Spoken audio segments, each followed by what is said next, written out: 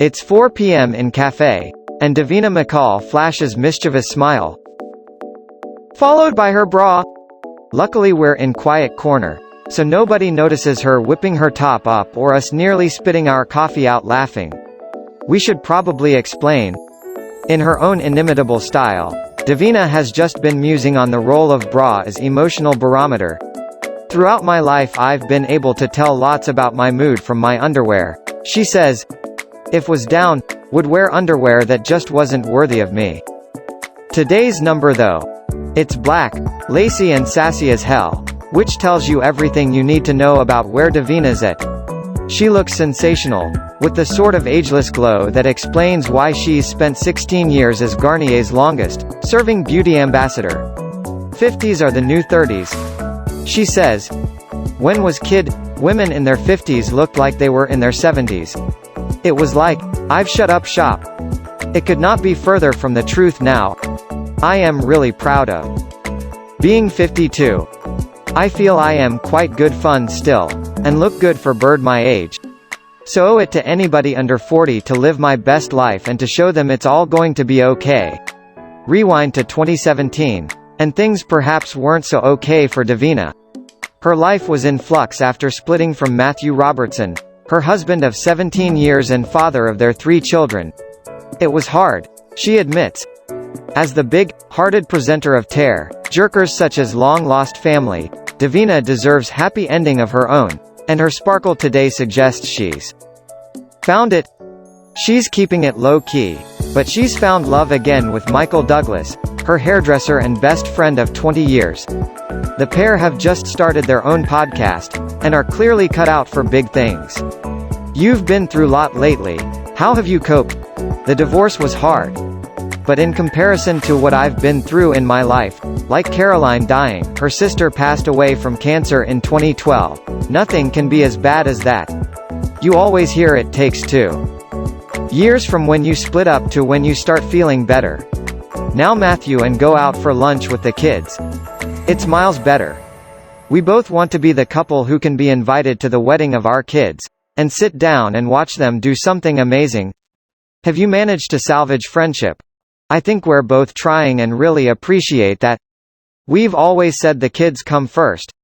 Would hate for them to think, we can't ask dad to come to something because we've asked mum.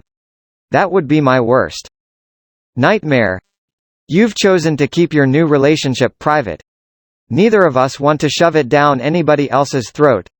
Firstly, it's nauseating for our kids to listen to any of that stuff, and it's bit weird for our ex-partners, the parents of our children. It's not right to wax lyrical about somebody else, and it's all still relatively new. But we're happy. How does it work, doing your Making the Cut podcast with Michael? It's just 2 best friends reviewing stuff.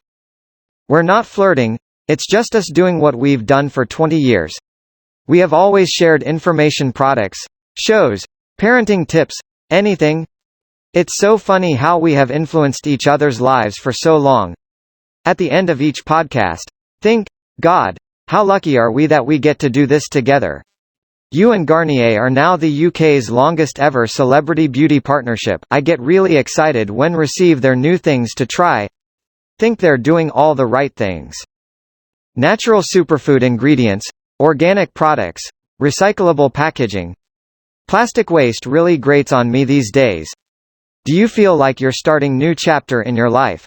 I feel like the start of it was when went on girls' holiday and did picture of myself topless, in thong bikini, with my arms up in my air. Thought this is going to be my press the F *** button era. This is going to be my decade of not giving damn, and just going for it. Think there is weird freedom that comes with wrinkles and getting older.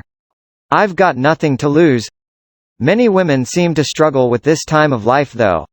I started the perimenopause when was 44 and thought I'd lost the plot. My keys were in the fridge. My phone was in the bin. It was like somebody had laid blanket over my brain. Was finding it really hard to read autocues and thought, I'm going to lose my job if don't get my **t together. In the end saw a gynecologist who talked me through the risks and benefits of HRT. Got tested for the BRCA breast cancer gene, And when it was negative thought, I'm going to go on it. Did HRT make difference to you? Literally the first time put the little magic sticker on. Woke up the next day and thought, oh my god. Slept through the night. Hadn't slept through the night for years. I'd been lying on towel because the sheets were so wet. Just felt back to me again. It was the most miraculous turnaround. I went from feeling absolutely desperate to really amazing overnight. But it has to be personal choice. Thought was going to be that person who does it all naturally. Only take headache pills if absolutely necessary. Don't take any mood-altering substances. Had all my babies at home with no pain relief. But Jesus, give me the HRT. It was game changer and it really helped me. Are you still on it now? Yes. Asked my doctor the other day. Can stay on this until I'm 80. He just said, let's take it year by year. But at the moment still feel amazing. That's not to say that sometimes don't look in the mirror and think, oh God, what's happened to my face? But it's so fleeting. Would you ever consider plastic surgery? Jesus will not think twice about plastic surgery. I'm not anti it at all. Don't feel like need to do it now. But I'm not saying won't do it in the future. And don't think anybody should give hoot about me doing it either. People doing stuff to themselves is the new normal. And don't judge anybody for doing it, at any age. What are your secrets to body confidence? Body confidence isn't about what you look like. When was young my skin was taut and my boobs were pert. Looked amazing but hated myself. That was part and parcel of why took drugs. It was like had hole that couldn't fill with anything else. When was in recovery my sponsor wanted me to look in mirror and say, I love you. It took long time to even say, I like you. But think you can do that in terms of your body. Look in full length mirror every morning and say, I love you. Can do that now without hint of embarrassment. It's not arrogance. It's about self-worth. You do look smoking hot though. Is it nice to have your figure admired? It's really nice to know could inspire other people to get fit. Have the body of 52-year-old but am fit. Not as in PH war fit. As in physically fit.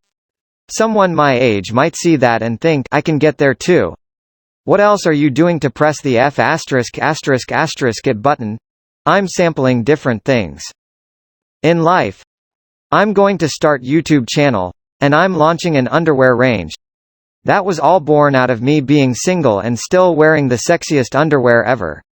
Not because was dating but because it was an act of self-love every morning. Do you ever worry it'll all end one day? I have worried about that in the past. But I'm grafter.